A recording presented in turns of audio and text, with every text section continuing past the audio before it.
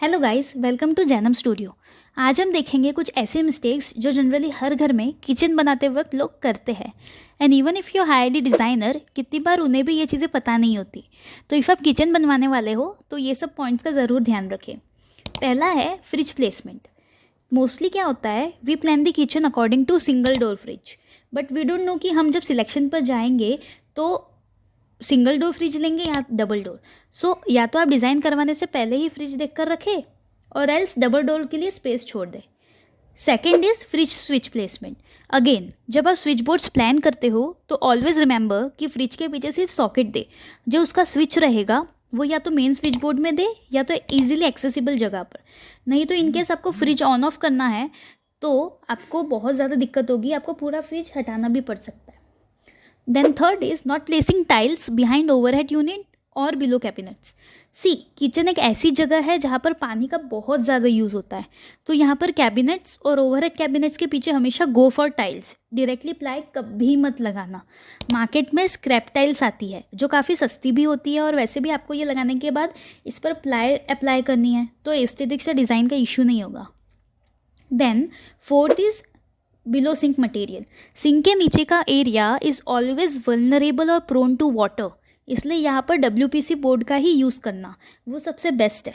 Mostly people use ply, but ये नहीं पता होता कि टर्माइट का सबसे ज़्यादा खतरा सिंक एरिया से ही होता है। WPC इज़ थोड़ा सा कॉस्टली देन प्लाई, वो थोड़ा एक्सपेंसिव साइड पर होता है। बट सी, अगर टर्माइट के चक्कर में प्लाई ख़राब भी होती है तो एक प्लाई से पूरा का पूरा किचन का स्ट्रक्चर ख़राब हो सकता है। बट अगर WPC बोर्ड है तो WPC 100% वाटर प्रूफ और टर्माइट प्रूफ होता है, तो इसे लगाने से आपका बहुत ज़्यादा खर्चा इन फ्यूचर बच सकता है। Fifth is choosing wrong gas stove. Mostly जब स्टोव चूज़ करते हैं तो never go for non branded gas stove. Also जब आपके यहाँ सबसे ज़्यादा बड़े और छोटे बर्तन हैं उनका साइज़ हमेशा ध्यान में रखिए वाइल सिलेक्टिंग स्टोव। एक चीज़ और, हमेशा अपर फ्लेम वाला स्टोव ही चूज़ करें, ना कि साइड फ्लेम वाला, क्योंकि साइड फ्लेम में it's not good for Indian cooking style. इसमें बहुत से ब्रांड्स हैं जैसे कि ग्लेन, वर्लपूल और फेबर। ऑल्सो हॉब के प्लेसमेंट करते टाइम ज़रूर ध्यान रखें कि मिनिमम 8 इंच की जगह होनी चाहिए बिटवीन स्टोव एंड वॉल, नहीं तो जो बर्तन आप पीछे साइड रखोगे वो मोस्टली वॉल पर टच होंगे and it will be of no use. Then sixth is lighting. हमेशा ओवरहेड कैबिनेट के नीचे प्रोफाइल लाइट लगाना, इससे खाना बनाने में बहुत ज़्यादा फोकस बढ़ता है और बहुत ज़्यादा आसानी भी होती है।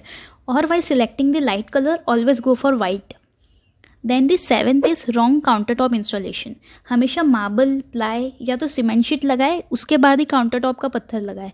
अगर आपने पहले ये सब इंस्टॉल नहीं किया तो कोई सपोर्ट ना होने के कारण अगर आप हैवी स्टोरेज या हैवी यूटेंसिल्स रखते हैं तो आपका टॉप क्रैक भी हो सकता है।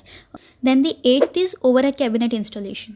मोस्टली लोग सीलिंग और ओवरहेड कैबिनेट के बीच में काफ़ी जगह छोड़ देते हैं जिससे वहाँ डस्ट जमा होने लग जाती है। तो एक तो आपके पास टिप है कि आप स्टोरेज बना लीजिए, स्टोरेज कैबिनेट सबसे ऊपर, या तो फिर आप स्टोरेज नहीं बनाना चाहते या उसका बजट नहीं है तो प्लाई या MDF से डायरेक्टली उसको पैक कर दो।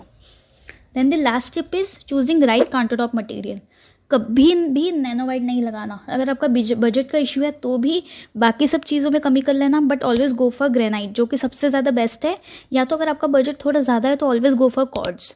वीडियोस देख के या दूसरों के सजेशंस लेके कभी नैनो वाइट नहीं लगाना, क्योंकि nano white is not good for heavy cooking. Also जिस तरह से हमारी इंडियन कुकिंग स्टाइल है उस तरह से it won't last long, crack आता ही है। ऑल्सो उसका कलर बहुत जल्दी फेड होता है। सो ये कुछ पॉइंट्स थे जो आपको किचन बनाते हुए ध्यान रखने हैं। अगर वीडियो पसंद आए तो like, comment and subscribe. Jainam studio.